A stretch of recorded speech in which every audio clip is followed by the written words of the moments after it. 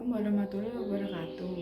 Perkenalkan, nama saya Winnie Dewi Salasabila dengan NIM 2405102013 dari Prodi Sistem Informasi semester 2 Universitas PGRI Madiun. Di sini saya akan menjelaskan tentang pemahaman konsep BPMM, SCOR, dan blockchain dalam dunia bisnis modern. Sebelum masuk ke pembahasan utama, berikut adalah tujuan dari presentasi ini yang menjadi dasar, arah, dan fokus materi yang akan disampaikan. 1. Menjelaskan konsep bisnis proses maturity model atau BPMM sebagai kerangka kerja untuk mengukur dan meningkatkan kematangan proses bisnis dalam organisasi. 2. Memahami struktur dan fungsi utama Supply Chain Operation Reference atau SCOR sebagai model referensi dalam pengelolaan rantai pasok yang efisien. 3. Menguraikan prinsip kerja dan penerapan teknologi blockchain dalam mendukung transparansi, keamanan, dan efisiensi sistem informasi bisnis modern. Selanjutnya adalah definisi BPMM. Business Processor Maturity Model atau BPMM adalah suatu kerangka kerja atau framework yang digunakan untuk mengukur sejauh mana proses bisnis dalam suatu organisasi telah berkembang atau matang. Model ini membantu organisasi memahami apakah proses bisnis yang dijalankan masih bersifat manual dan tidak teratur, atau sudah terdokumentasi, diukur, dan terus disempurnakan.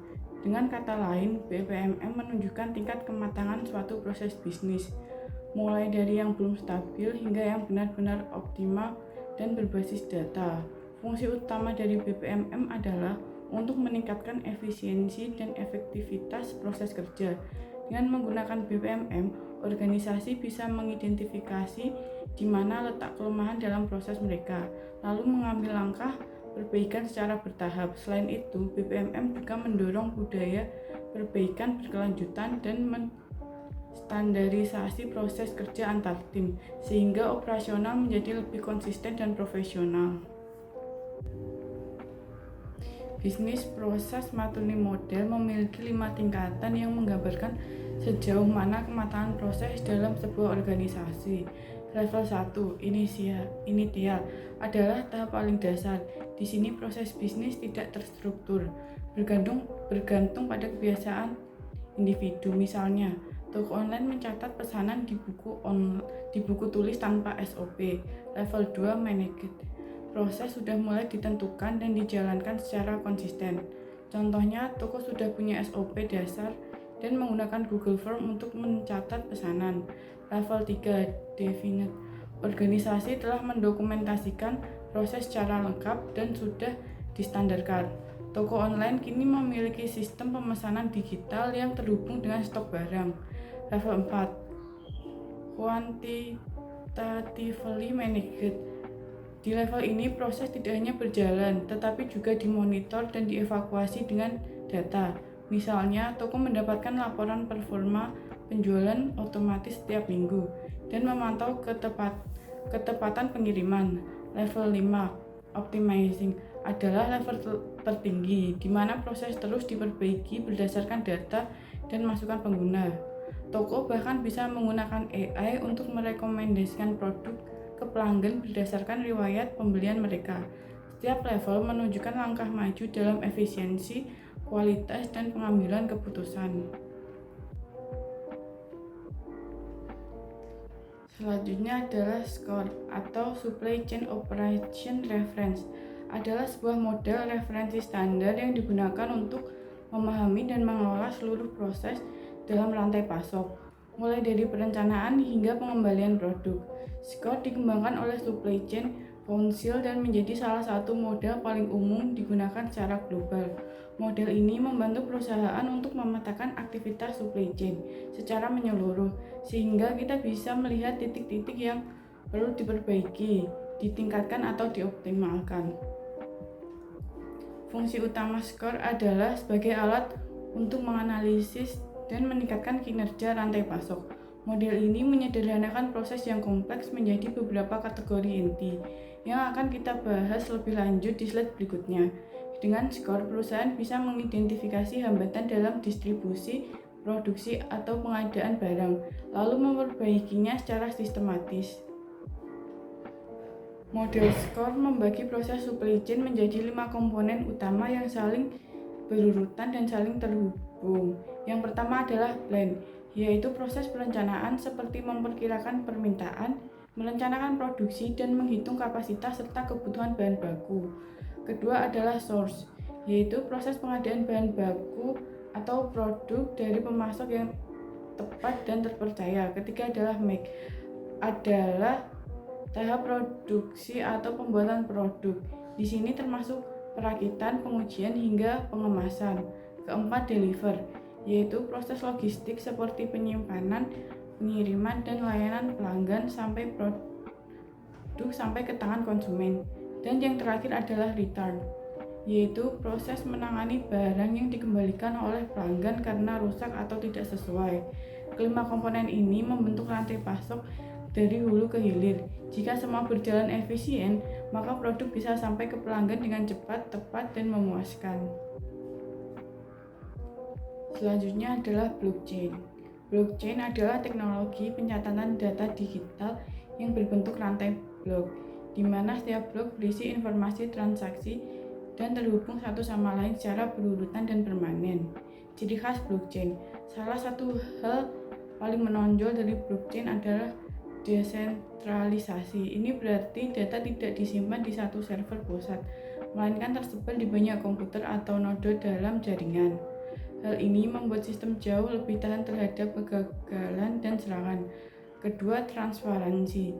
Semua transaksi yang terjadi dalam blockchain dapat dilihat oleh seluruh partisipan jaringan, sehingga mencegah kecurangan atau manipulasi data. Dan yang ketiga adalah keamanan. Setiap blok yang ditambahkan ke blockchain menggunakan kriptografi, dan untuk mengubah data dalam satu blok harus mengubah semua blok setelahnya, yang secara teknis sangat sulit. Ini membuat blockchain cocok untuk aplikasi yang memerlukan integritas dan kepercayaan tinggi seperti keuangan, logistik, atau pencatatan identitas. Cara kerja blockchain. Cara kerja blockchain dimulai dari sebuah transaksi digital. Misalnya, seorang ingin mengirim aset digital ke orang lain. Transaksi ini akan dikirim ke jaringan komputer atau node yang saling terhubung dalam sistem blockchain. Langkah pertama, transaksi masuk ke jaringan dan harus diverifikasi. Verifikasi ini dilakukan oleh komputer-komputer dalam jaringan dengan menggunakan aturan yang disebut algoritma konsensus. Contohnya, proof of work atau proof of stake. Setelah transaksi diverifikasi, data tersebut dikumpulkan ke dalam satu blok. Blok ini berisi informasi, transaksi, waktu, dan hash dari blok sebelumnya, yang menjadikan terhubung satu sama lain seperti rantai. Kemudian blok baru ini ditambahkan ke blockchain. Karena setiap blok terhubung dengan blok sebelumnya menggunakan kode unik atau hash, maka jika ada satu blok yang dimanipulasi, seluruh rantai akan terpengaruh dan perubahan tersebut langsung terlihat oleh seluruh jaringan.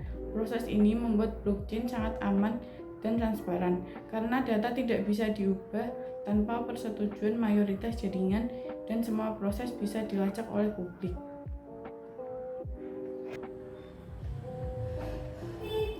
Penerapan blockchain di dunia nyata. Blockchain bukan hanya soal Bitcoin. Saat ini, teknologi blockchain sudah diterapkan di berbagai bidang untuk menciptakan sistem yang lebih aman, transparan, dan efisien. 1. Yang pertama tentu saja adalah cryptocurrency, seperti Bitcoin dan Ethereum. Ini adalah bentuk uang digital yang menggunakan blockchain untuk mencatat transaksi tanpa perantara seperti bank dan dapat dicek oleh siapa saja secara terbuka. Kedua, blockchain juga sangat berguna di bidang supply chain. Misalnya, perusahaan bisa melacak produk dari pabrik hingga ke konsumen akhir. Dalam industri kopi, kita bisa tahu dari petani mana biji kopi berasal, kapan diproses, dan bagaimana dikirim. Semua dicatat di blockchain.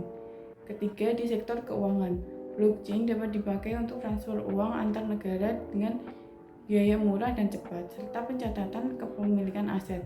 Kemudian ada juga penerapan di voting elektronik, Dengan blockchain, suara pemilih dicatat secara transkripsi dan transparan, sehingga sulit dimanipulasi. Sangat cocok untuk pemilu atau pemilihan organisasi. Terakhir, ada yang disebut smart contract. Smart contract ini adalah kontrak digital yang secara otomatis dieksekusi jika syarat tertentu terpenuhi. Contohnya, pembayaran otomatis dilakukan jika barang yang dipesan sudah sampai ke pembeli. Dengan berbagai penerapan ini, jelas bahwa blockchain bukan sekedar teknologi baru, tetapi solusi nyata untuk berbagai masalah digital saat ini.